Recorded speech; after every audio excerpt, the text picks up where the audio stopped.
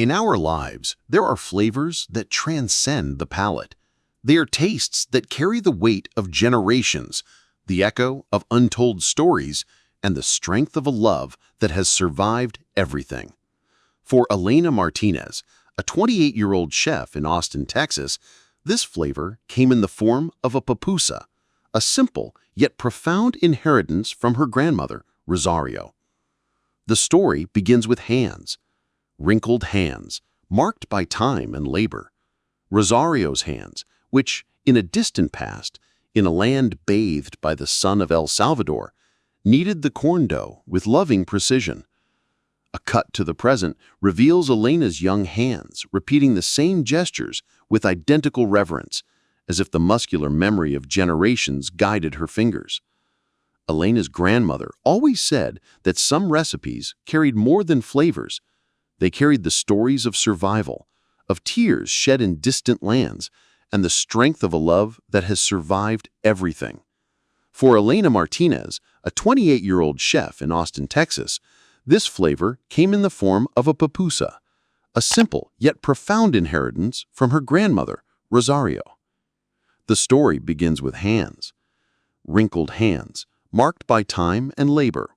Rosario's hands, which in a distant past, in a land bathed by the sun of El Salvador, kneaded the corn dough with loving precision.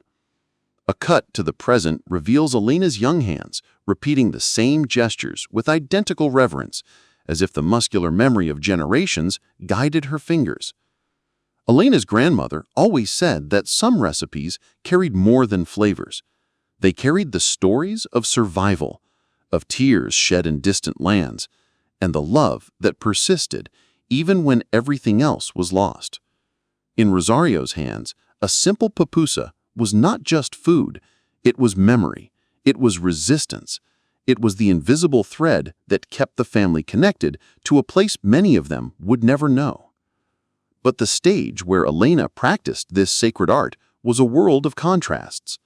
The Fusion Restaurant, an elegant establishment in Austin, Texas, was a temple of crystalline steel, frequented by a wealthy clientele. Its atmosphere was sophisticated, decorated in bluish and cold tones, a striking contrast to the warmth and vibrant colors of the food coming from its kitchen.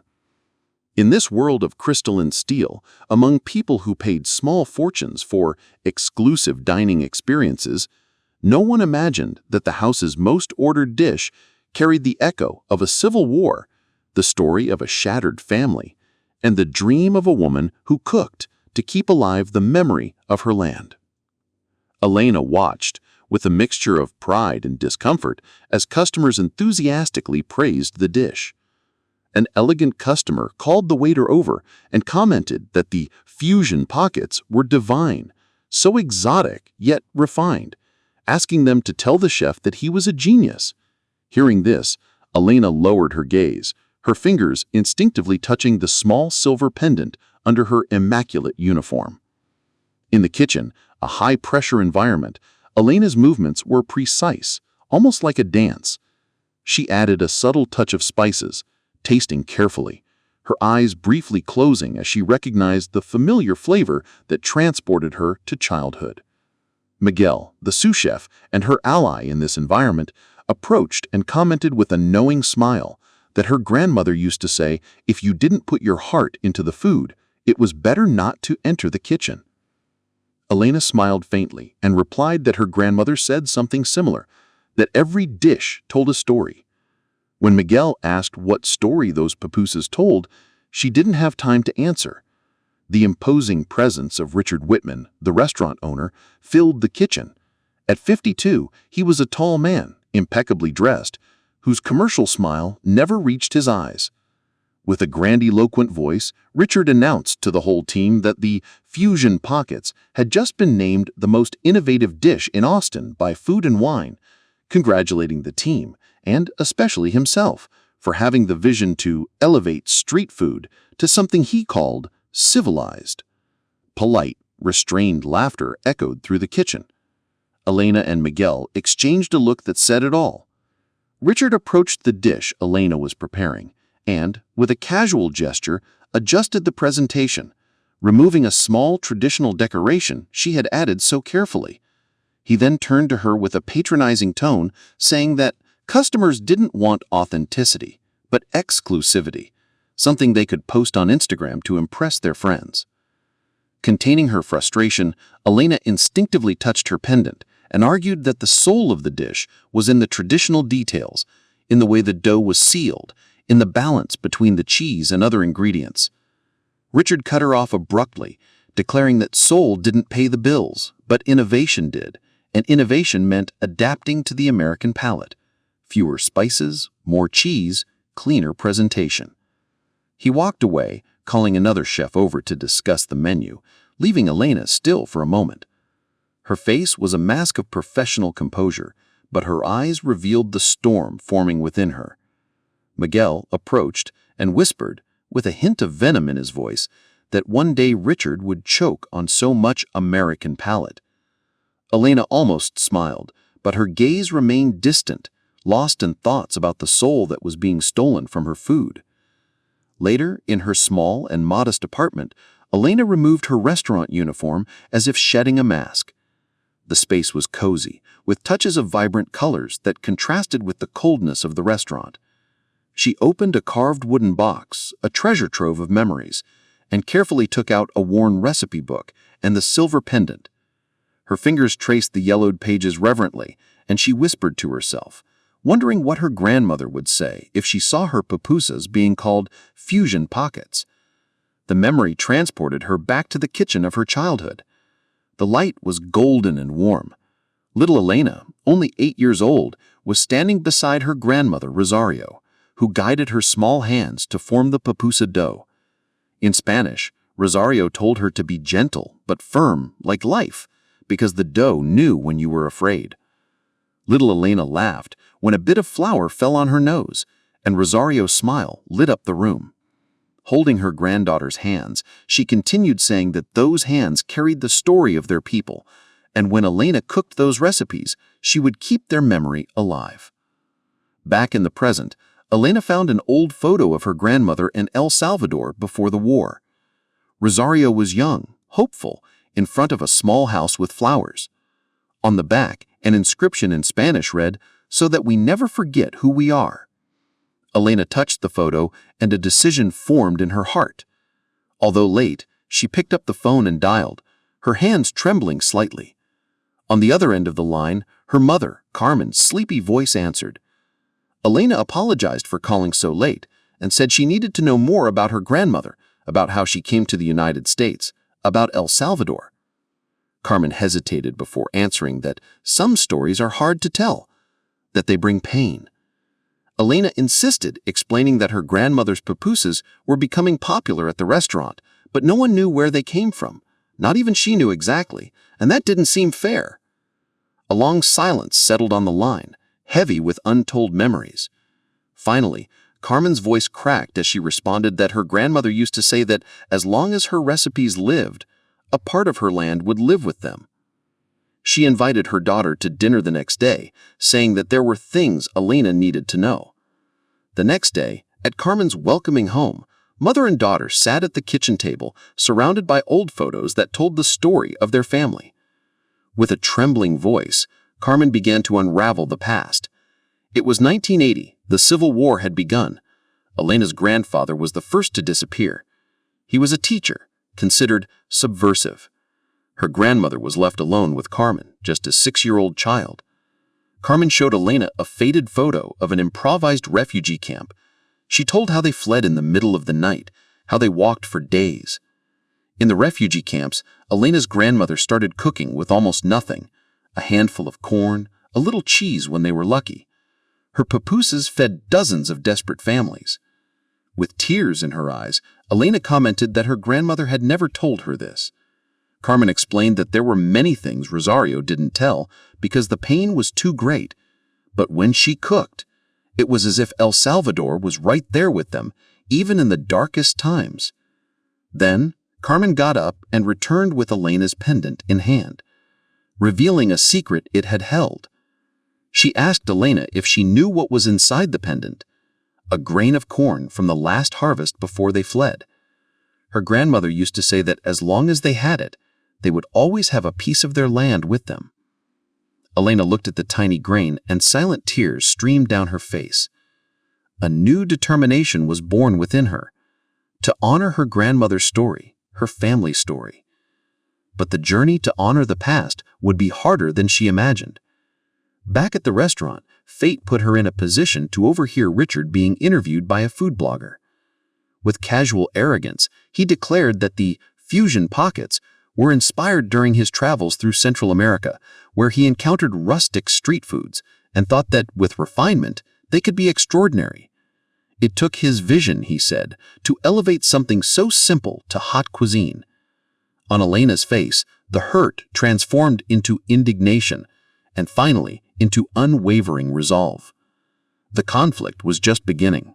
With the fire of truth burning in her heart, Elena was no longer the same. In a team meeting at the restaurant, she, usually quiet, raised her hand and challenged Richard's narrative. She suggested they return to some more traditional elements in the fusion pockets, explaining that the homemade curtido, for example, added an acidity that perfectly balanced the cheese. Impatient, Richard dismissed her with a wave of his hand, saying they had already discussed this and that customers didn't want authenticity, they wanted what he called sophisticated. But Elena, with newfound confidence in her voice, insisted that customer feedback specifically mentioned the unique flavor, which came from traditional Salvadoran techniques. Richard looked at her with growing irritation. The word Salvadoran seemed to offend him. He laughed condescendingly and said they shouldn't complicate things, that they were fusion techniques, his techniques, and ended the discussion. Later in the kitchen, Miguel praised Elena's courage, commenting on her intervention in the meeting. Elena confessed that she didn't feel courageous, but furious because Richard was erasing all the history behind that dish.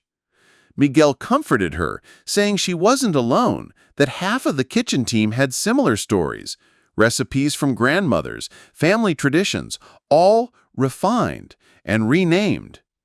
Solidarity spread quietly. Another Latino chef approached, pretending to ask for a utensil, and whispered discreetly to Elena that they were with her, that it was time someone said something. But Richard's hypocrisy knew no bounds. Walking past his luxurious office, Elena overheard him on the phone, laughing with a friend. Richard commented that the dish was basically a glorified Latin sandwich, but customers were paying triple the price. The secret, he said, was marketing, not food. Customers loved to think they were having a cultural experience without having to actually mingle with. He left the sentence hanging. Elena froze as she heard, the poison in Richard's words hitting her hard. For a moment, she thought about confronting him, but she took a deep breath and moved forward, a new determination hardening her gaze. She decided to seek authenticity from its source. In a vibrant Latin market in Austin, amidst colors, music, and conversations in Spanish, she found Diego, a Salvadoran merchant, 35 years old. He noticed the pendant around her neck and asked if it was Salvadoran, commenting that his mother had one just like it. He wanted to know where her family was from in El Salvador. Elena replied that she was from San Vicente. At least that's what her mother told her, as she had never been there. Diego exclaimed enthusiastically about San Vicente, famous for its Loroco pupusas. He realized she was a chef and said he could tell by her hands that hands working with food had a special dignity.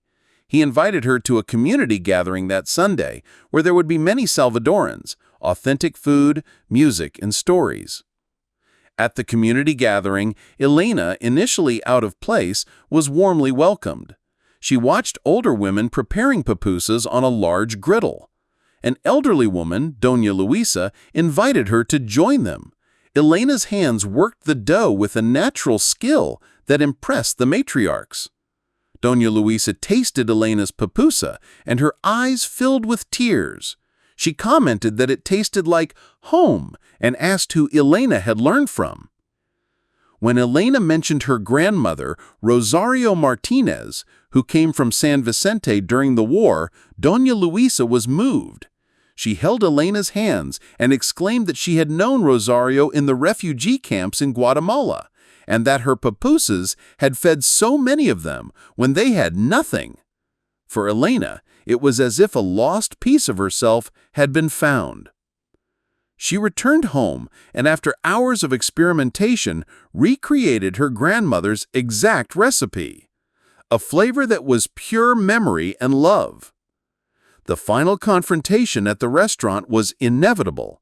Elena used the authentic ingredients, and a customer recognized the taste of San Salvador. Richard, furious, confronted her in the nearly empty kitchen, examining the ingredients she had brought. He asked what they were, accusing her of modifying his recipe. Elena firmly replied that she hadn't modified his recipe, but restored the original recipe, her grandmother's recipe. The tension was palpable. Richard threw the ingredients into the trash with disdain, shouting that she worked in his restaurant, not some street food stall in San Salvador. The mention of tacos, deliberately confusing the cultures, was the last straw. Elena stared at him, her eyes blazing. She replied that maybe she should indeed work in a food truck, because at least there the food would have soul. And she added that for his information, tacos were Mexican, not Salvadoran. But I imagine that to Richard, all Latinos are the same. A tense silence fell over the kitchen. With calculated coldness, Richard gave her an ultimatum: either follow his recipe exactly as written or find another job. She needed to decide right then. In the days that followed, Elena was relegated to minor tasks, watching from a distance as other chefs ruined her recipe. It was then that an unexpected ally appeared, Sophia, Richard's daughter. Secretly, she sought Elena after hours when she was alone in the kitchen. Sophia confessed that she had heard about what happened with the pupusas and wanted Elena to know that she had always thought her food was amazing, that there was something in it she couldn't explain. It seemed to have history. Elena confirmed that yes, it had history, 3 generations of it. Hesitant, Sophia explained that her father hadn't always been this way. He grew up in a family where food was just fuel, without traditions, without recipes passed down through generations. She thought he didn't understand what he was taking from Elena because he had never had that. Elena began to say that this didn't justify it, but Sophia interrupted, agreeing that it didn't, and that she was just trying to understand too. Sophia revealed that her mother was Italian, and when she left them, Richard threw away all her cookbooks as if he wanted to erase that part of their life.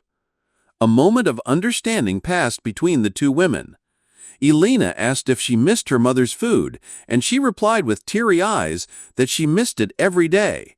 She couldn't even remember the exact taste anymore, but she remembered how it made her feel, at home.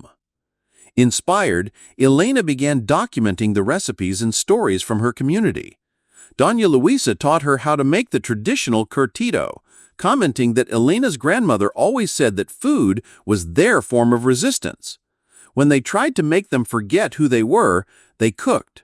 When they tried to silence them, they fed them.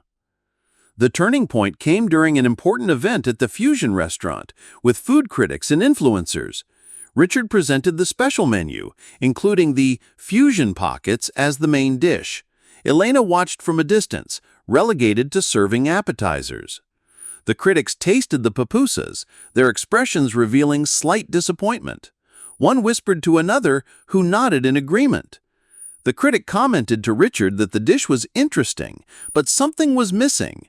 That complexity they had tasted last time wasn't there. Richard smiled tensely, then turned, his gaze meeting Elena's across the room. His face hardened. After the event, in the kitchen, Richard confronted the team. Furious, he called the event a disaster, complaining that years of building his reputation were ruined in one night. He turned to Elena, accusing her directly. He asked what she had done, whether she had sabotaged the ingredients or told the critics anything. Elena calmly replied that she hadn't done anything, just followed his orders and stayed away from the pupusas.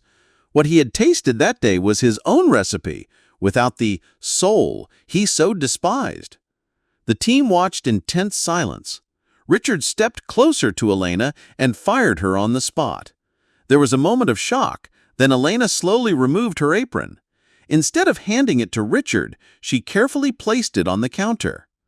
With dignity, she said he could keep the restaurant, but the soul of those recipes belonged to her family and her people, and that was something he could never buy or sell. She turned to leave, head held high.